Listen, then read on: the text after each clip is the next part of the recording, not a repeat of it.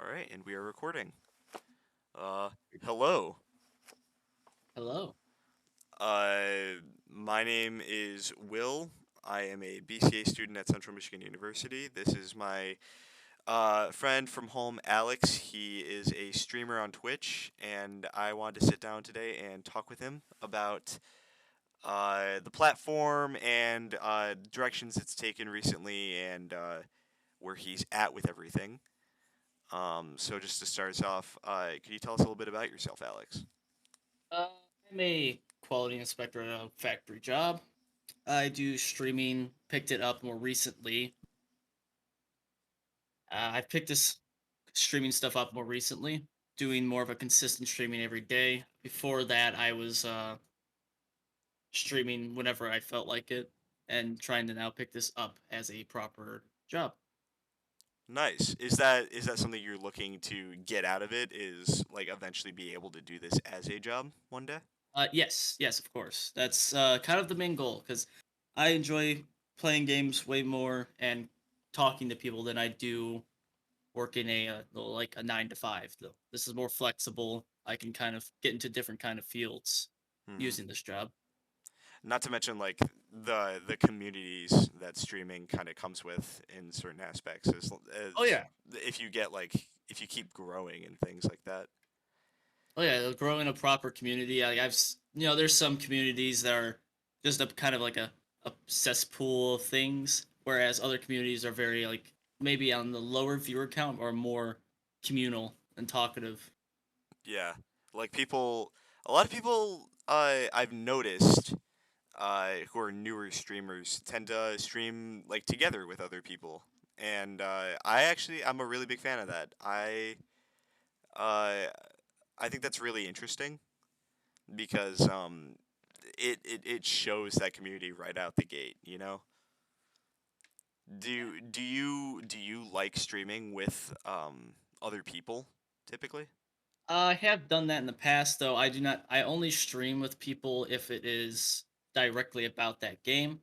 In the past, I have streamed with like Jacob and them, friends of mine that you know by proxy. We played Deceit, which was it was a six-player game. It's basically like Among Us, but it's different. We Hmm. played that game together. Another game that we played was Unfortunate Spacemen. Just games that are more focused on having a group of people. I stream with them.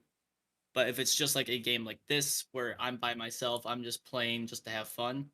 I'm not gonna have extra people talking because that's easy to get sidetracked, and I like to stay focused when I'm doing the streaming. It's because the chat that I talk to are going to be watching this and not whatever they're playing. So it Yeah. helps kind of focus down what I'm trying to do. Do you find that difficult to do something actively like playing a game and also have to feel like you need to engage with the chat on the other window? Is that hard to manage? I would say yes when it comes to a bigger community, but when it's like more of a smaller community, like say like a handful of people that like 10, 15 people that chat now and then through the chat, it's pretty manageable. You might, depending on how focused you have to be, like in Here's the Storm, there are moments where you just have to stare at the screen. You can't like peer off, or else it could be life or death for your team. That Mm. could be the win or loss factor. I would say it's fine. I don't think it's going to be too difficult. You won't get, once you're in a bigger community, you won't be able to get everybody. You can only spot whoever you can in chat and respond to it. I don't feel like there's really any obligations. It really depends on the content you're trying to bring.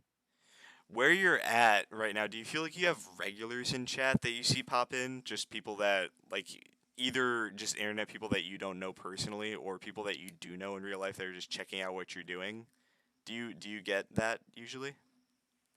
I'm starting to, yes. A stream that I did about Myth of Empires. There's a chat member that popped up there. We had a nice conversation. I learned about him. He was in Sweden. And he popped up now and then when I was doing the Here's the Storm stream. And I also picked up another guy from the last stream I did, who I believe was a regular, or might be a regular. He could be. Pot. fairly possible. We had a minor talk before I ended my stream about the game itself. Interesting. Do you how I imagine that's kind of a surreal experience to sort of be live on this platform and be able to engage with somebody like that. And that I feel like that's the kind of uh, thing that only a live streaming uh, deal like Twitch could bring because like you are actively able to engage with a chat and like talk to your viewers directly. Um, di- I'm gonna ask you, why do you use Twitch instead of other streaming platforms like, there's YouTube Live or YouTube streaming or whatever it is, and there's others, but that's like the main one for gaming specifically. What do you think makes Twitch special? I think the thing that makes Twitch special is just kind of how, as you build your community, you'll get these like milestones. So you'll get like emotes that you personalize. You personalize these emotes as like reactions your chat can use. There's other things you can pop up on the screen. It's just, and the fact is, though YouTube has their own streaming like process, Twitch I feel like executes it a little better, which is how diverse and how easy it is to access to you on Twitch. Yeah, like I feel like YouTube is a little bit of a jack of all trades, master of none, whereas Twitch is very much a master of one. It's very good at understanding their user base and their audience and things like that. So I can understand sort of b- finding it special in that regard. Yeah. Another thing is like they are trying their best to help promote smaller channels to get bigger. So they're not trying to like throw everybody into one barrel. They want everybody to, know that big barrel but also dive into others. They How do don't they want do that? to. So there's a system that came out recently. I don't know how good it is, but basically viewers that are trying to help the streamer get exposure will pay into this thing. I forgot what it's called. It's very new and I think still in process. I can't remember on the top of my head what it's called, but it helps basically put you more up there. I I wish I could remember what it was called, Because I know but there's I like don't. a recommended tab when you first go into like the Twitch homepage where it's like, hey, here are some categories and then here are some recommended streamers. Is that it like pops up and it sort of promotes you as one of those recommended streamers for like a specific category if that happens? In the categories, yeah, it would probably help promote you in there. I think there's somewhere in here. Yeah, there's a if you scroll down on the main page, there's recommended smaller communities, which would show people with like 10, 20 viewers, very small, something that wouldn't pop up on the front page. It wouldn't pop up to your recommended of like, hey, these are other streamers that, relate to the other streamers you watch consistently. Like I watch a streamer and he has a big group of friends he plays with now and then, and so it'll recommend me to them as well. Or games that they're playing, you'll be recommended that game if you watch a specific game more often than the streamer itself. Okay. Uh that's really interesting. I'm happy they're doing that because like we were talking about YouTube earlier. Uh I feel like I only ever know if someone is streaming on YouTube if I am like already subscribed to them. If I already like know who they are.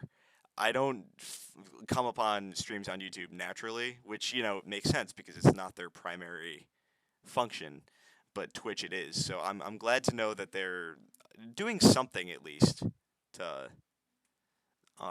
promote smaller streamers or like help people get to a higher viewer base. I think that's really interesting. Um, I'm gonna ask you a couple questions now about COVID and how you think things may have been affected by it. You've told me personally that it's not something that heavily affected your streaming, but I'm still curious to see your insight. Um, Do you think COVID has affected how people consume live content on the internet, specifically like on Twitch?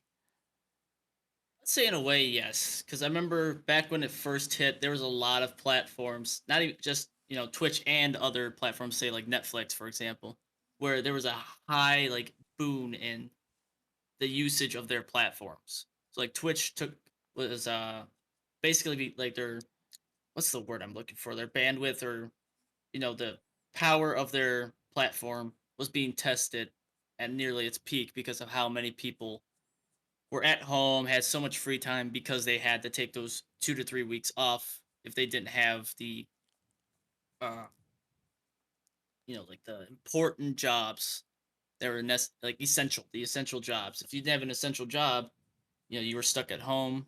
You couldn't really do much. Everything was locked down, so you were just inflation in the platforms. I would say it affected a few streamers tiny bit because they had more free time. They could have streamed more, but there's a certain limit that people want to do on Twitch. They don't want to stream their entire day doing it. They don't want. They want. It's a job. Some of them use it as kind of a getaway. Some of them use it to just bring entertainment, joy to others. Some of them just do it because it's fun. And I I feel mean, you're like, essentially performing when you're doing this. oh yeah, it's a performance job. That's for sure. It's an entertainer performance, and just it's a entertainer job. Yeah, I guess the best. That's the best way to put it. Does it? And I think, Do, go on. I'm sorry. Do you feel like I don't know, putting on that performance is kind of draining after a specific amount of time, or is that not the reason why you don't want to just go all day with this? So it definitely, because I think the biggest thing that some streamers could run into as an issue is your vocal cords. If they're not, attuned to talking constantly, you're going to like wear out your voice. Especially if you're somebody that talks more audibly, like I try to do, so that it can be captured on my recording, make sure the audio and all that's good.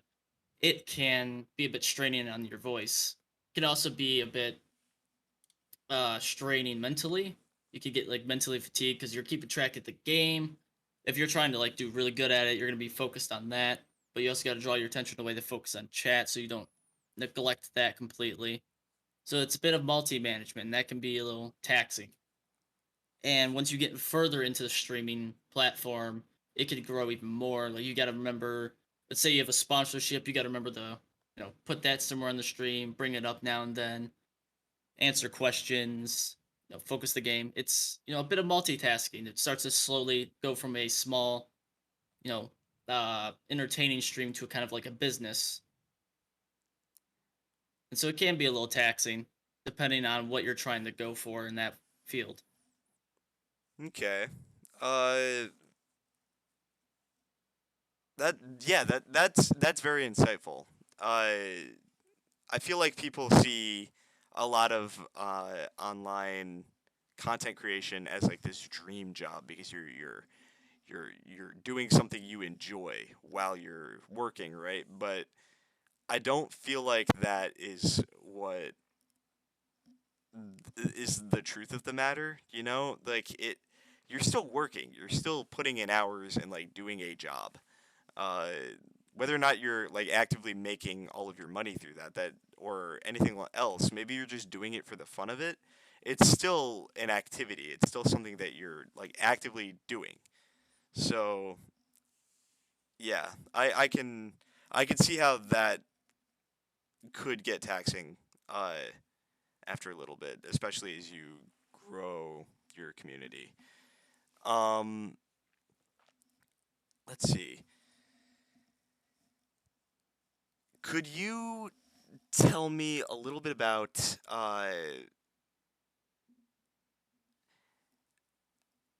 how you think streaming compares in to like content creation that is all fully planned out? Like, you know, videos are edited, uh, blog posts and articles are written they all of these things take time to sort of like plan out and get everything together. How do you think streaming sort of compares to that in terms of difficulty to uh, get to a comfortable point? So YouTube, you can plan out everything you're doing. You can edit out all the, things that you don't say. Like there, a good example is what is happening here in a lot of uhs and hus. You know, in a normal sense, a presentation wouldn't really, you're taught in school. That's not really something people like hearing. And so in YouTube, you can edit that out. You can redo a skit. You can redo a bit. But in Twitch, when you're live streaming, it's not as you can't cut those out. You're live. That happened right then and there. There's no way of taking that back.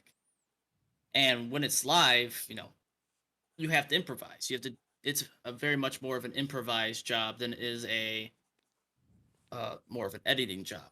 You can turn those videos that you stream into a video on YouTube to edit, but most of the time it's just people on Twitch will take that video once they're done. They'll be done streaming. They'll take that video from Twitch and move it over to YouTube without any edits. And what was the other parts of that question? I mean that pretty much answered my question Oh, in okay. like I guess I'm just sort of curious because a lot of the stuff I've studied here at Central is all about like long form creation of things, and that's not like obviously the only way to make content. And I feel like live streaming itself is very new and very interesting to a lot of people. So I guess I'm just kind of curious about your feelings on I don't know ease of access for streamers to be able to make content that they themselves can feel proud of while also not doing things a different way. And sort of speaking of that, uh, you've talked about growth, and you know for a fact that you want to be able to do this as work one day. This is something you want to be able to do as a job. Do you ever? That's there's like a long road to go down to get there. Do you ever feel discouraged on that path? Do you ever feel like there's a roadblock or something and you're not able to get around it? And how do you combat that feeling? Actually, yeah, that was kind of the reason why I was on and off for a while before I finally said that I need to stay consistent. And the biggest and hardest, I think, roadblock there would be the sacrifice of free time. Because think of it as college. In college, you have to show up for these classes. You need to do your homework, learn about how to process and understand what you're going to be going up against in the future. In the way, it kind of is the same thing with streaming. In school, you have to sacrifice your free time to do that homework, to do that research, whereas in streaming, it's the same ordeal. You have to make sure you keep up with the DMCA's, the rules and terms of service. You need to make sure that if depending on like if sponsorship, for example, sponsorship, you have to under meet a mutual ground.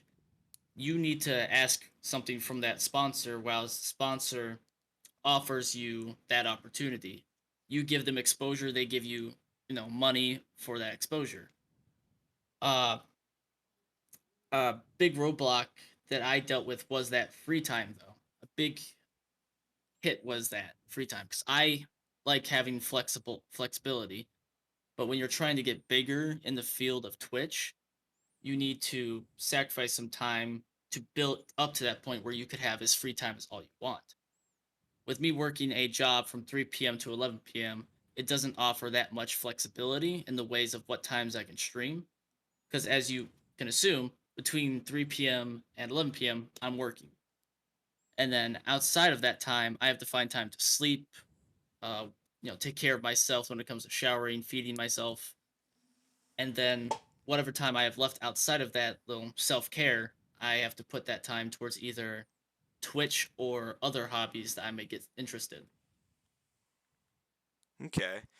So Do you feel like that might be a reason you're motivated to get to that point where this is a way that you're being financially sort of taken care of? Because like once this is the thing, then you won't have to go split time between this and another job. You can just do this.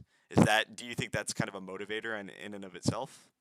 yes, having that ability to be flexible, not only in the way of being flexible, also being your own boss. Because when you're streaming on Twitch, the money goes to Twitch, but at the end of the day, you're the one that makes the schedule. You're the one that plans things out. If you don't stream, you don't get paid. It's just simple as that. So if you stream, you you're your own boss. You plan out your own sponsors. Twitch doesn't get involved in that. Twitch only gets involved with the use of their platform, and so they take their little bit. They take their cut out of the subscriptions. You get a portion of that cut. I feel like it's probably the best choice out of most platforms that I've noticed. Okay. Uh, that's about the extent of any pre-planned questions I've had. And you've done a very good job answering these for me. Thank you very much. I guess now, if you want to, go ahead and shout yourself out for anyone who could be watching this in the future. Yeah, Just I you so got it. my Twitch is RylakonKing. I stream games of whatever I feel like streaming. Lately, it's been Heroes of the Storm. It's a game I've played for a few years. I enjoy it. It's a MOBA, but it's not in the MOBA sense of you have to buy items like League of Legends or Dota. It's more focused on. I would believe it's more focused on the team play because the XP is shared all across the board. Your main focus is getting to those milestones in your levels to get more power ups in your abilities, and that's I enjoy it. And that's the game I that's on the just screen right now, right? Yes, I'm right now streaming one of my best Deckard games as a healer. I'm streaming that right now as kind of like a background noise because I didn't like just sitting down staring at the character and just staring at that. Makes for So I something more figured, dynamic.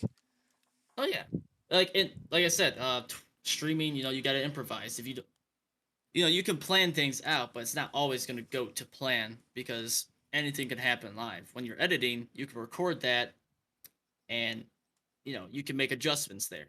In live streaming, you can't make adjustments.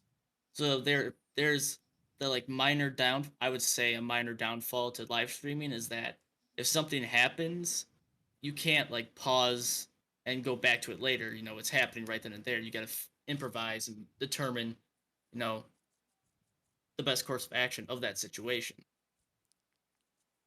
All right. Not everything you do is going to be able to be quieted out like recording. Well, But you this is. can add. Oh, sorry. Sorry, Please, you can. no, go on. Yeah, like I said in the past though, when you live stream, you can in the future some do, which is take that recorded stream, put it into an edit software, and edit like key points. There's a YouTuber that takes his streams and cuts it into matches. So every match he has a video for. But then, and so instead of posting the like say like 4 hours that he streams, he can post every 20 to 25 minutes of each match instead. So then he has a diversity of what he can post on there, and it's within a reasonable time frame that YouTube, you know, the average YouTube videos are, which is like 20 to 30 minutes. Do you think that affects growth? I To I feel like it could because it could affect growth to either your YouTube or your live streaming. I mean, I would say it would affect your growth to live streaming if you're very interactive with your chat on there. Of course, everybody takes these two platforms and they have their bonuses and downfalls depending on how you look at it. When you look at live streaming, some people want to be there when it first starts and be there until it ends. Some people want to be able to catch those streams, but that's not always the choice. That's not always the freedom possibility because most people have a job. Some of these people watch these streams at their job. Yeah, I to mean, kind I of for get through it. one, I like to just turn on a Twitch stream when I'm studying and just like have something on in the background, you know, and maybe engage with chat if I'm taking a break, and that's kind of nice.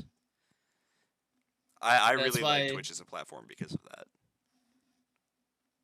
it's just like YouTube, you can pick and choose it, but in the moments, like, let's say like there's a point where you're like, I really want to put my input on this.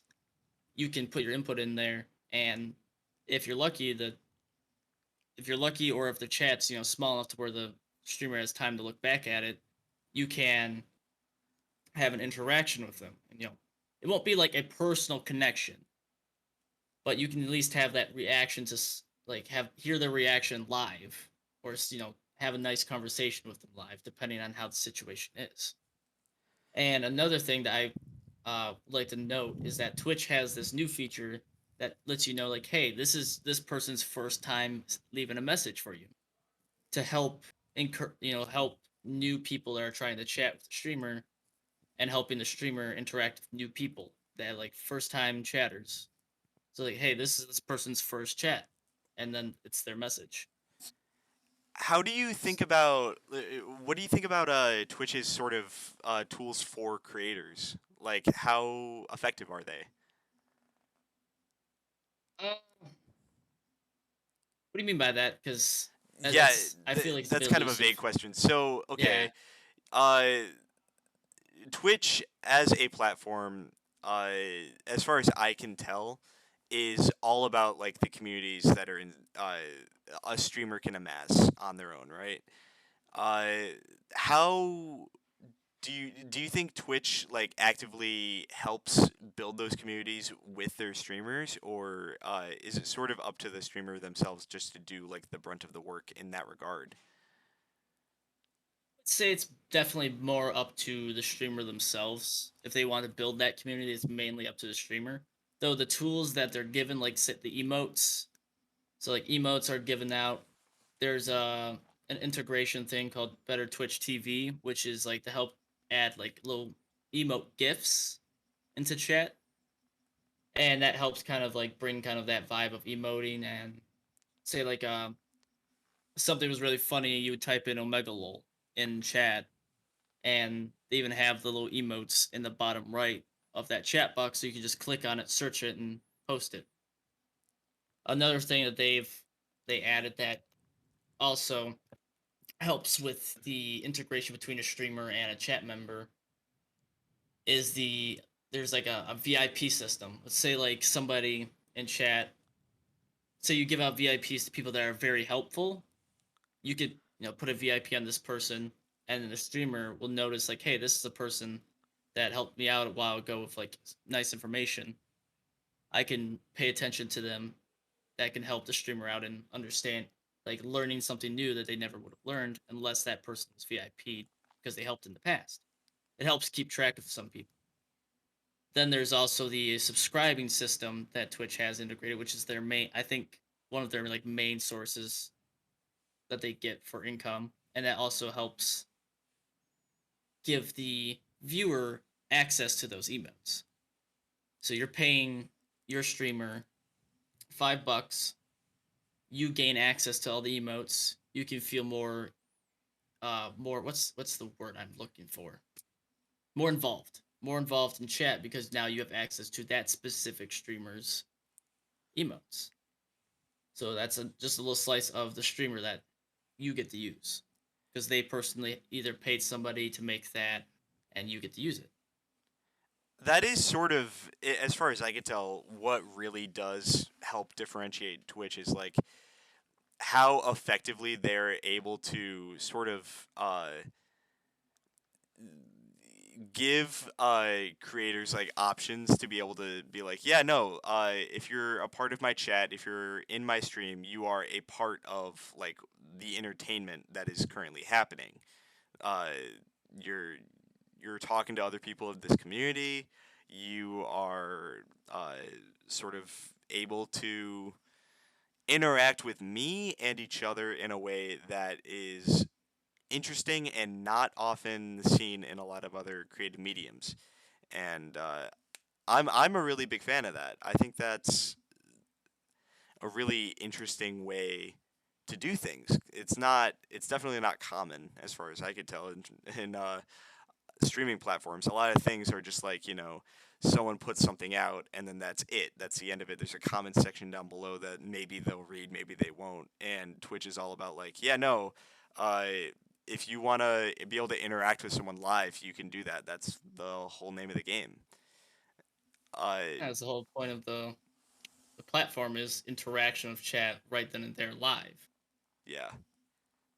Which is cool. It's like very cool. It's not something that like has been around for a very long time, and I can see why this is something that people would want to be able to do, and people feel compelled to grow in because it's inherently like interesting. You are able to interact with these people, and that in and of itself is kind of its own reward depending on the kind of person you are. So yeah, that's really interesting. Uh, I think go on. one of the Sorry. another things that I like about is that in YouTube you see the a perfect cut. Well, some I should say some YouTube videos you can see a perfect cut of what happens in a situation. Say like there's highlight videos. You see the best that the person can ever make. But behind those scenes, there's a lot of trial and error. They run into a lot of complications. Say like you're playing Apex, for example, that I've streamed in the past. You'll see many episodes be like, sorry, episodes. You'll see many games turn out really good, but you also see a lot of my games would be really bad, or like I'd do a dumb move and that would cost me that match, and I'd get killed off and then have to re-queue for another match. But in say a grand scheme of things, nobody really wants to sit there and watch you fail constantly. And I think that's where the interaction kind of picks up for that empty space of like you're constantly, failing at the game. But if you bring that conversation, it keeps the content going. So you're playing the game, you're still having fun. Do you think that how do I want to ask this? Uh do you feel like in the moment you are pressured to sort of like make uh make your chat happy by doing something specific, or do you feel content just being able to be like, yeah, no, I'm just going to do what I'm going to do, and the people who are here are just here to watch that? Is that sort of your attitude about I I am definitely more of like I'm just gonna stream and do what I want. People have suggestions, I'll take it upon me. I'm not going to say like, no, that's a dumb suggestion. I'm gonna be like, I'll think about it. Some streamers see that as more of like a challenge. Like there's a Twitch streamer who I watch on YouTube when I have the time that plays Here of the Storm. His name's Fans. And he is good at the game, and he takes on people's challenges to see how good it really is, and he tries to evolve on it, tries to build onto it. And so he takes that integration from his chat that donate a suggestion like, hey, try this, or hey, do this, and make a weird build out of it. And he'll look into that, and it'll kind of give him experimentation, so it kind of broadens his field of what he can do for that stream or for that match. And so the content's not always just what he wants to do. It's more of like a mix of like, all right, I can do that, and you asked for it, so let's do it, kind of deal. yeah, able to sort of like take the suggestions from chat and be able to change things with the stream in real time, or not even with the stream, just like in uh, how they're playing the game. That that's really interesting. That's not really something you see in most other streaming platforms in general. No, and another thing from another streamer, there's some games where you can rename characters. Darkest Dungeon, for example, you can rename characters, and some streamers will take subscribers and put their names into that character. And some of them even play it even further by doing kind of like a permadeath system. So in Twitch, there's like timeouts and bans Well, these streamers put up those people and say like, "Hey, you want to be put into the name? If this character dies, you get timed out for this amount of time." So they can still watch the stream, they just can't talk or, interact, but because of that permadeath, they'll be back in a 24-hour. There's no real risk other than you can't speak anymore. But that integration, you feel like you're completely involved in that situation at that point. Interesting. All right. Well, hey, thank you very much for sitting down with me. I really appreciate it. Again, he is RylakonKing on Twitch. Give him a follow if you can. Thank you for watching.